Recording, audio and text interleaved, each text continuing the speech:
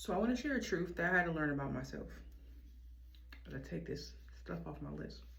So something I had to learn about myself is that when you grow up as a parentified child, so you grow up being the adult in the household basically, and as a parentified child, you basically are taught that love has to be earned. It's not just freely given to you. And as someone who had to constantly earn love, then you end up being in relationships where love has to always be earned versus just freely given. How that hurt me in relationships that I was in is that I end up being with men who were emotionally unavailable, who could not just offer me love. So I felt like that I had to earn it to get it from them because that's how I grew up. But when I went through therapy, and this took time, like even when at the beginning when my therapist was sharing it with me, I just didn't want to like receive it. So when I went through therapy, my therapist was basically saying, Amber, listen, like when you grow up, not only were you the oldest child, so you had to take care of your siblings. Then on top of that, you didn't have parents in the household who could freely just love you the way you needed to be loved. Like I'm such a lover girl. And so not being able to get that, I learned how to mask and just be okay with not having it. So me dating emotionally unavailable men, not receiving the love was like normal to me in a sense.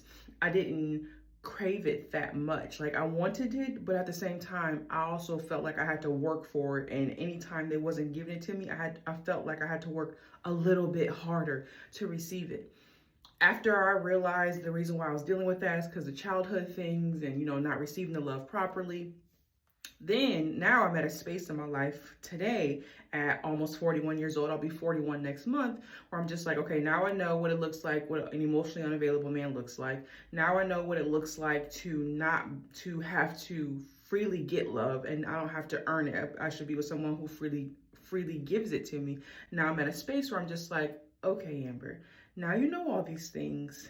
Now the next steps is basically, as you continue loving yourself, continue doing the things that you do, be with someone who can love you freely, who doesn't make you feel bad that you're flawed, who doesn't make you feel, who honors you, who protects you, who respects you, who also desires the things that you desire, who has the same morals and values that you have. Now, I'm not talking about someone just like me, but desire the same things I desire, meaning, we have a relationship with God, he is first and foremost, marriage is important, those core things that, you can't change in a person. So now, when you get into this space, now it's like, okay, now I know what I want. Now I'm at a space that I've healed enough to be able to receive it.